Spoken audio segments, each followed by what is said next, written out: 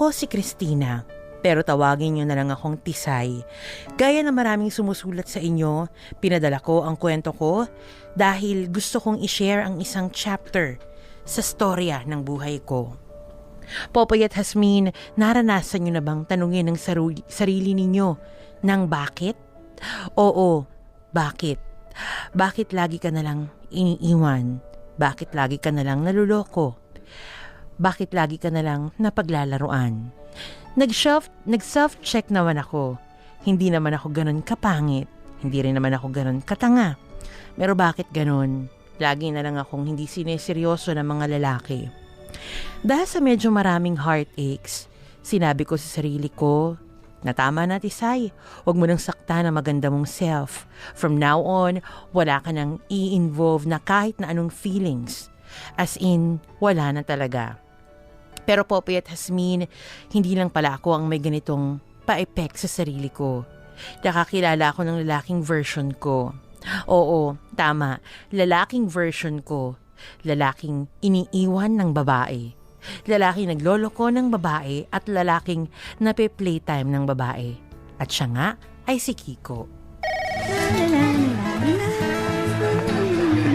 Morning, Tisay! Good morning! Morning, Tisay! Good morning!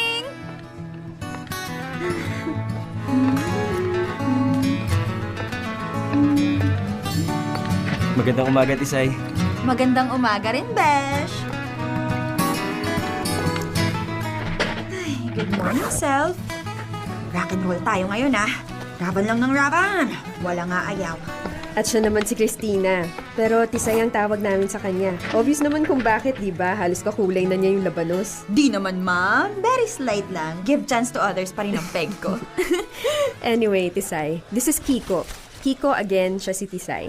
Hi, ma'am. Nice to meet you. Ay, wag nang ma'am. Tisay na lang. Pero option mo ring tawagin akong ganda. Inassign ko si Tisay para i-guide ka sa unang linggo mo dito sa opisina. I'm sure marami ka pang tanong, di ba? At si Tisay, sa abot ng kanya makakaya, tutulungan ka niya. Teka, ma'am, ako? Bakit ako? Why me? Oh, nagpadala ako ng email sa'yo ah. At binanggit ko rin to sa'yo last time nung nag-meeting tayo, di ba? Yes, I'm the one. Oo, ako nga. Tama, tanda ko na. Sure naman ako, di ka mahihirapan, Kiko. Bukod sa may experience ka na sa ganitong office setting eh. Mabait naman si Tisay. Pwede kang magtanong ng magtanong sa kanya. May bayad nga lang. Char-char lang! Ano ka ba? Ay, akala ko naman. Ayo, patula rin pala to, ma'am. Oh, paano? May iwan ko na kayo ha, Tisay. Yes, ma'am? Ikaw na munang bahala kay Kiko ha. Yes po! Push na push yan. Ako nang bahala. Thank you. No problemo. So, Tisay. Uy, wag mo nga akong matisay-tisay dyan. Di tayo close, no? Lo, De, joke lang. sira ulo ka ba? Medyo lang. Grabe siya. Ano nga yung gusto mo itanong? Ha? Di ba sabi mo kanina? So, Tisay. Wala siya, ulyanin. Uy, ano nga? Wala naman. Napansin ko kasi kanina, parang halos lahat ng tao dito kilala ka eh. Parang ano ka, yung, alam mo na, yung sikat. Ako ba naman? Maliit na bagay, no? Wala pong bago. Kaya nga tinatanong ko, di ba? Friendly lang talaga lahat ng mga kasamahan natin dito sa office. Nataon din na friendly ako. So, ikaw, kung hirap ka makipagkaibigan, huwag ka na mag-expect, ha? Joke lang ulit. Alam mo, patola ka talaga. Patola? Basta. Teka, nag-almusal ka na ba? Kumain lang ako ng... Hindi ka sa kantin. Kain tayo. Treat ko. Pero wala pa tayong nagagawa. Di bahala ka magutom dyan. Uy! Teka, sandali! Bagong empleyado kasi si Kiko. Nung una nga, bet ko pa siyang gawing crush. Halos lahat kasi ng katangian niya physically, talagang pak na pak. Kaso di ba nga, ayoko na muna ng kahit na anong love life. Kaya ayun, dead ma to the world na lang ako.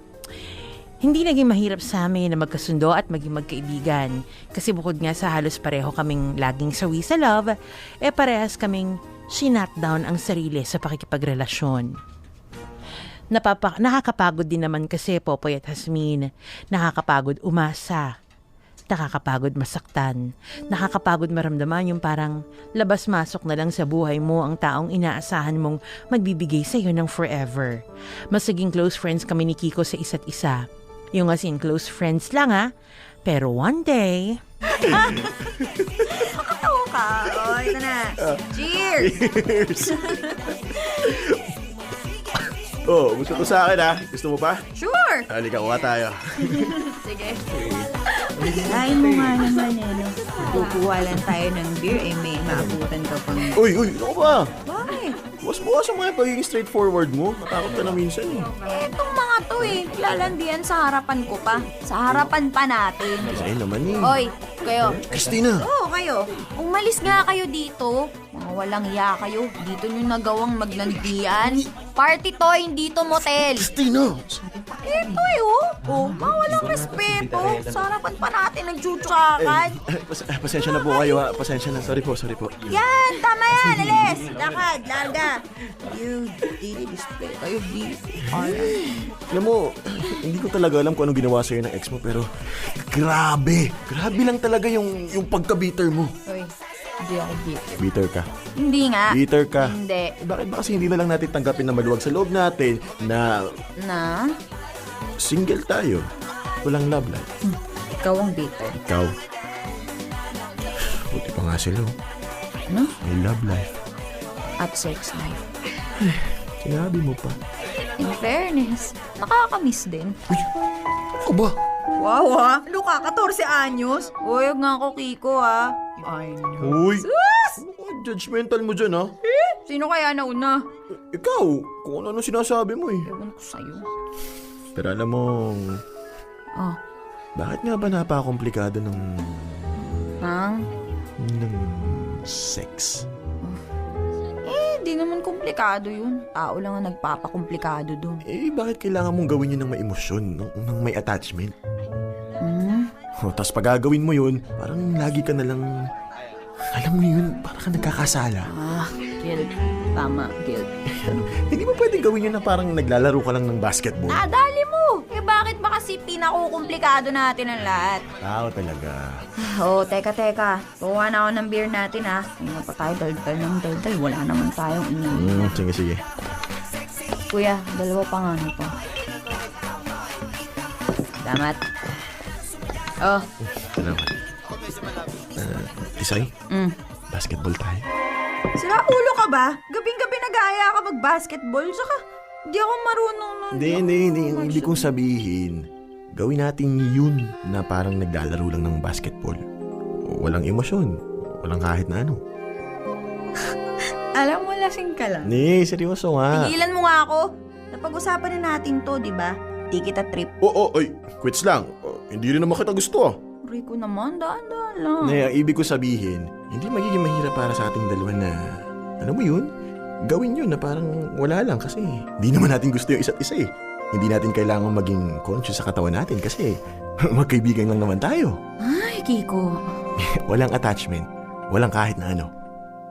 Walang kahit ano? Wala. Mamatay? Mamatay. Teka, saan ka pupunta? Saan ba pwedeng mag-basketball? Christmas party namin noon, Popoy at Hasmin. Masaya lang kaming nagkukwentuhan, nagkakabiteran, tapos ayun, nagkadribulan na. Hindi ko alam kung anong nasa isip naming parehas at bakit nagawa namin yun. Siguro dahil parehas kaming nakainom, pero hindi naman kami lasing. O baka dahil parehas lang kaming malungkot that time. At dahil nga Christmas season noon, nagkaroon kami ng ilang araw na bakasyon. Ilang araw din kaming hindi nagkakontakan o nag-usap, mapa-Facebook man, text o tawag, wala.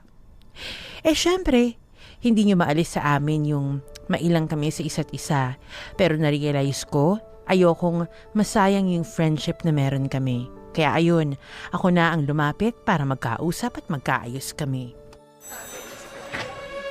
Uuwi na ba siya? Kailangan ko siya maabutan. Ayan, naalis na.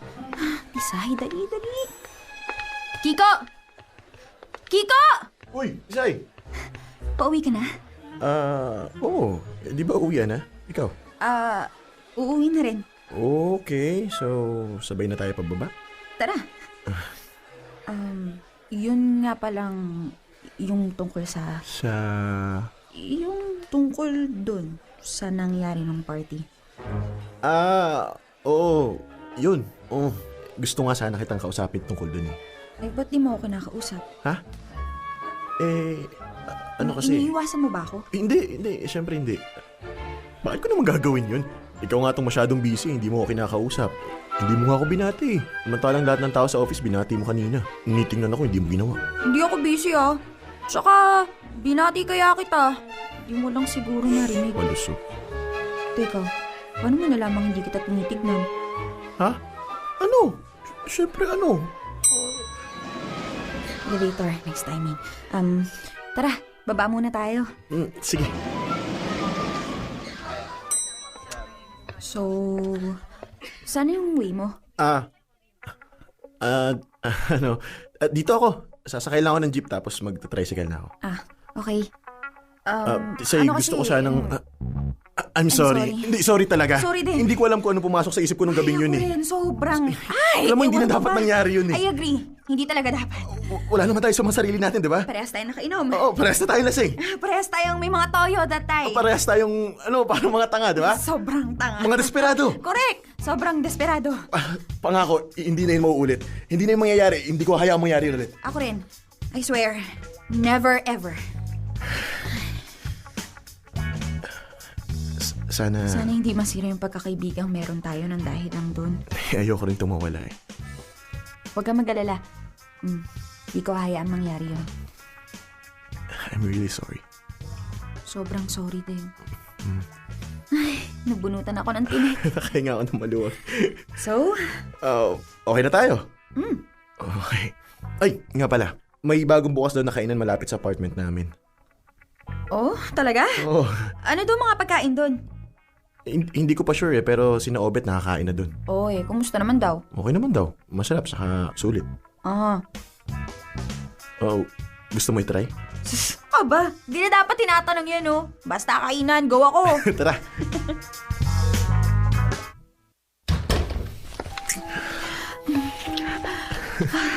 Ano bang ginagawa natin? Hindi ko rin alam eh. Sabi mo kakainan tayo sa kabilang kanto. Sinabi ko ba yun? Oo. Wala akong matandaan. Teka. Bakit? Sigurado ka ba sa ginagawa natin? Hindi. Ikaw ba? Hindi rin. Pero, di ba, nangako na tayo na di na natin to gagawin ulit. Nangako ba tayo? Hindi ko na rin matandaan.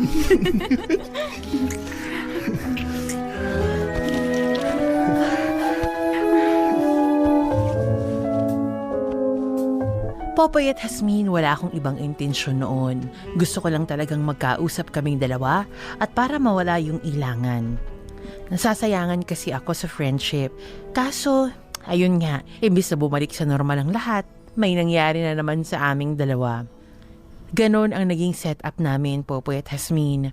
May nangyayari sa amin, pero dahil sa parehas naming ayaw pumasok sa isang romantic relationship, pagkakaibigan lang ang meron kami. Hashtag Dear MOR.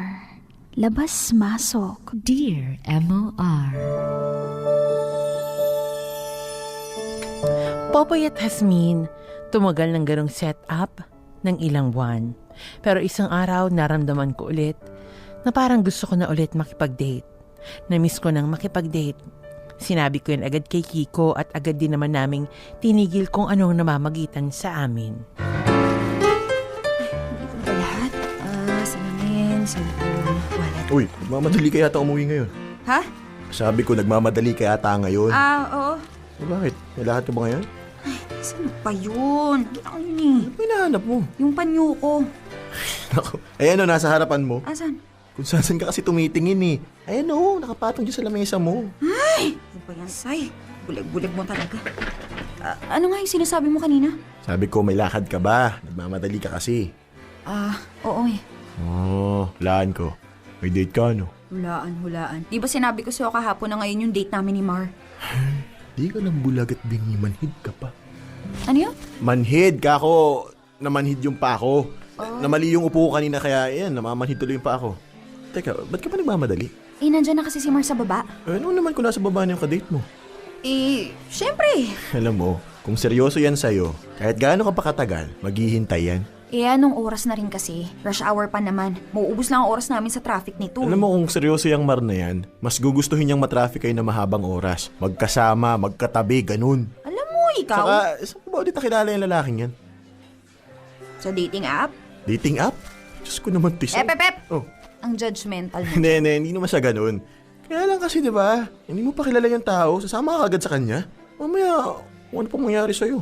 At ano naman mangyayari sa akin, Aber? Marami. Tulad ng? Basta. Ika nga dito. Wala Ano naman. ginagawa mo? Sinecheck ko lang kung may lagnat ka. Bakit? Daig mo pa yung nanay ko kung mag-alala eh. Tisay, ano ka ba? Natural lang na ingatan kita, no? Okay. Sige. Ganito na lang. Anong ginagawa mo? Uy, bakit nilalapit yung mukha mo sa akin? Huwag kang magulo. Ano ba kasi yan? Inhale. Exhale. Ayan. Ganyan nga. Relax ka lang. Wala mangyayari sa aking masama. Magiging masaya ang gabing ko. Pero Christina... Oo na po. Sige na po. Mag-iingat po ako at pag may time, i-update po kita. Huwag ka na lang kayang tumuloy. Hindi ako palagay dyan sa date-date na yan eh. Alam mo, plika na. Samahan mo na akong bumaba at ipapakilala kita kay Mar. Ano? Nag-aalala ka, di ba? O halika, ipapakilala kita. Pero... Ayaw mo ba? Teka, kukunin ko lang yung gamit ko. Popoy at Hasmin, hindi ko alam bakit parang may saltik nun si Kiko. Wala ata siyang tiwala sa taste ko, kaya ayun, para matigil siya sa kadadaldal niya tungkol sa dinidate kong si Mar, pinakilala ko na rin ito sa kanya. Kahit na pinakilala ko sila sa isa't isa, duda pa rin daw itong si Kiko. Pero hinayaan ko na. Kaya nga kami nagdi-date para mas makilala namin ang isa't isa, di ba? Saka inisip ko, baka nagiging overprotective lang itong si Kiko. Kaya nasasabi niya yung ganun. Nagtagal ng ilang buwan ang pakikipag-date ko kay Mar. Dito, mas nakilala ko si Mar. Noong mga time na ito, naramdaman ko rin ang pagdistansya namin sa isa't isa ni Kiko. Ewan ko, pero basta na lang nangyari. Pero alam niyo, Popoy at Hasmin, tama si Kiko. Hindi seryoso sa akin si Mar. Alam niyo kung bakit? After may mangyari sa amin, ayun, wala pang linggo ang lumipas, hindi mo na siya mahanap, di na makausap o makontak. Isa pa sa kinaka-stress ko kung kailan naman gusto kong umiyak at may mapaglabasan ng sama ng loob, doon ko pa hindi makausap si Kiko. Si Kiko na laging nandyan pagkailangan mo. Si Kiko na masasabi kong best friend ko na rin. Kompleto na ba to? Meron na to. Itong isa. Tapos... Teka, parang may kulang. Good morning, morning, Tisay! Mukhang seryoso tayo dyan ah. Mabuhay ka. Buti may kilala ka pang Tisay. Ba, oo naman. Pwede ko ba naman kalimutan yung napakagandang si Tisay? Ewan ko sa'yo. Doon ka nga. Sungit naman ito. May nangalan tayo nagkita, ganyan ka pa. Yun na nga Akala ko kaibigan kita pero ni Honey Ho wala ko natatanggap mula sa'yo. Sorry na. Anong sorry? Ilang beses kitang tinawagan Ilang beses kitang tinext. Maski sa apartment mo, lagi kang wala. Saan ka pa nagsusuot ha? Miss mo ko, no? No, miss. Oy, tigilan mo ko, Francisco Uy, ha. sus! Saan ka nga kasi nang galing Okay. Kalma. Kung sinusubukan mo kayang sagutin yung tanong ko, kakalma ako. Okay, sige. Huwag ka ng high blood. Sige ka, papangit ka niyan. Ewan ko sa'yo. Joke lang. Ano nga? May kinailangan lang ako kasi kasuhin. Wow, ikaw may inaasikaso. Yan ka na naman sa pagiging judgmental mo. Hindi na po. O ano naman po inasikaso ninyo, kamahalan? Ang totoo niyan, dati pa to. Dati? Anong dati? Bago pa man ako matanggap dito sa opisina natin, nag-a-apply na talaga ako pa abroad. Abroad? Mag-a-abroad ka? Nagbaka sakali lang naman ako. Tapos? Ayun, sinuwerte. Tinawagan ako nung nakaraan kaya para hindi masayang, inayos ko na kagad yung mga dapat ayusin. Aalis ka nga. Parang gano'n na nga. Eto nga't magpapasa na ako ng immediate resignation eh. Teka. Ngayon? Hmm. Bakit di mo sinabi sa akin? Ang totoo, sa'yo ko gustong sabihin lahat ng to. Kaya lang, alam mo na, busy ka pa sa love life mo.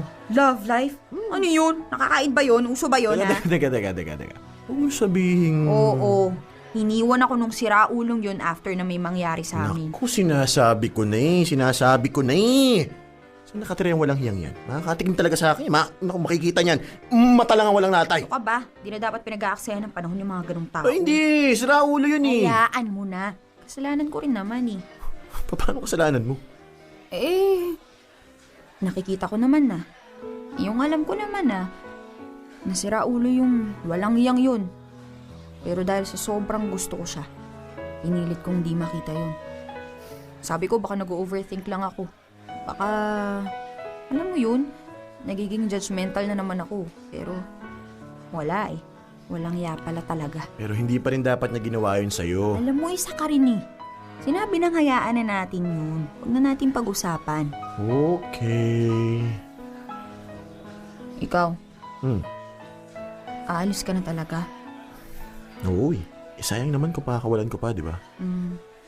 Bagay. Hindi ka ba masaya para sa akin?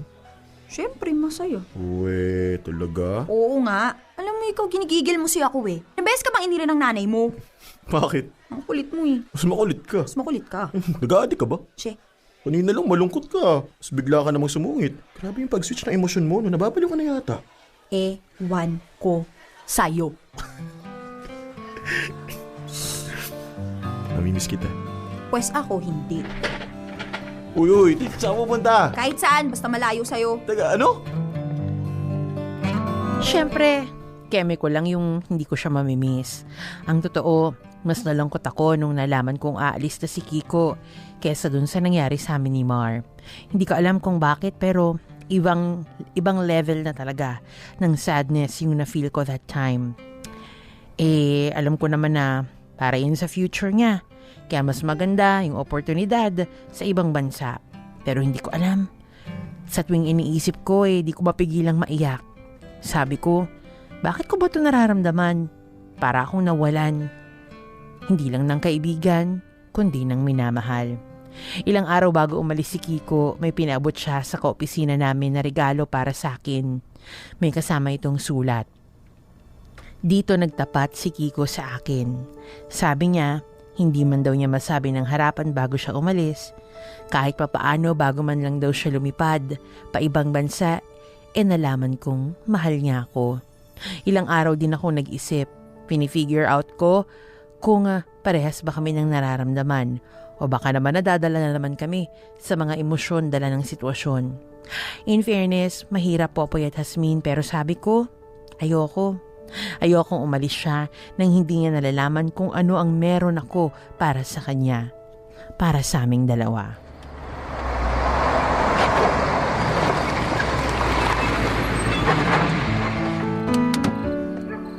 Thank you, Manong.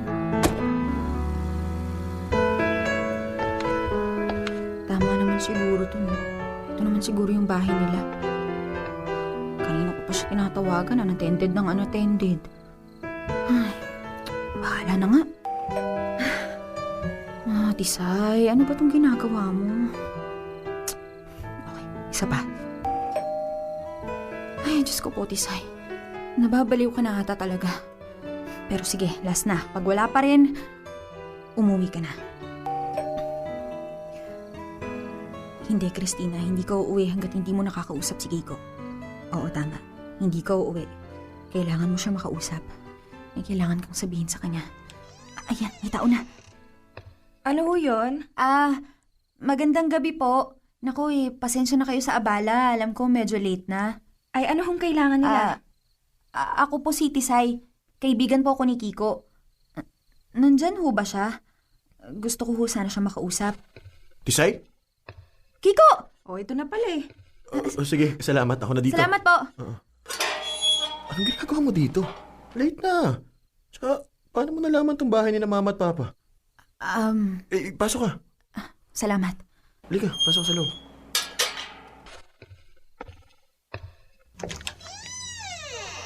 Pasensya ka na, medyo maliit lang tong bahay namin eh. Ano nga atin? Bakit ka napasugo dito? Di ba bukas na yung alis mo? 10 a.m. Bakit? Ayaw mo ba ako makita bago ka umalis? Gusto! Pero... Tinatawagan kaya kita. Nakapatay yung phone mo. Oo eh. Kanina pa kasi lobat yun eh. Kaka-charge ko nga lang.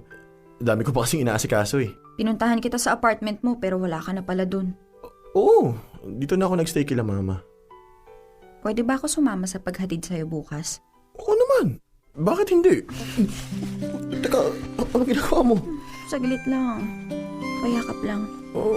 Okay. Sige. Tisay, okay ka lang ba? Namiss kita. Namiss rin kita. Natanggap ko yung bracelet na binigay mo sa akin. Yun. Ano, nagustuhan mo ba?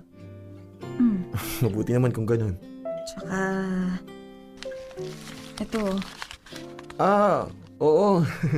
Kasama pala yan doon sa pinabigay ko kay Obet. Nabasa ko na. Okay.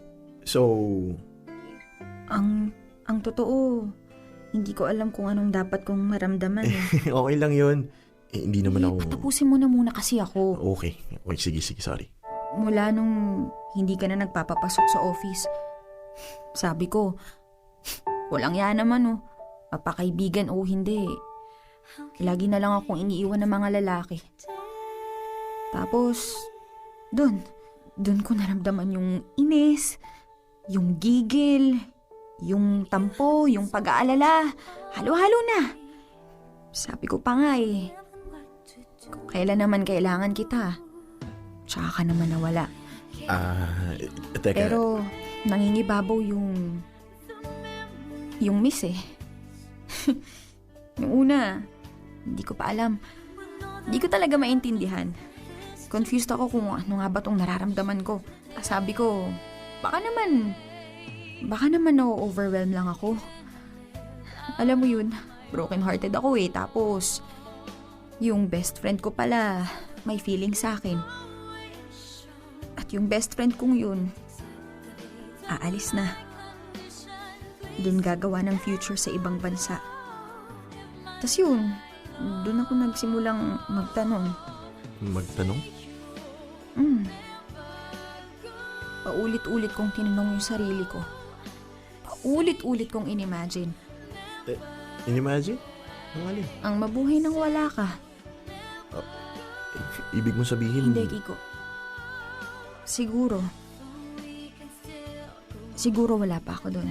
Wala pa ako doon sa puntong masasabi kong mahal na rin kita.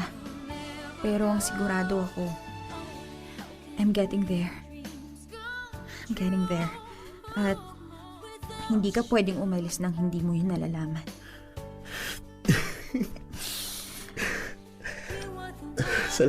Salamat. Salamat kasi sobrang mo akong pinasaya Naniniwala ako sa'yo. Naniniwala ako na darating yung araw na parehas na tayo na nararamdaman. Gusto ko malaman mong handa akong maghintay kahit gaano pa katagal. Mamimiss kita. At yun na nga, Popoy at Hasmin, sa dinami-rami ng heartaches, sa kamuntikan ng mawala ng tiwala sa love, may happy ending pa rin for me. Di nagtagal, naging official na mag-boyfriend at girlfriend na kami ni Kiko. Mahirap man ang long-distance relationship, kinakaya at patuloy na kakayanin namin sa ngalan ng love. Kaya kayo hintay lang, huwag mawawala ng hope.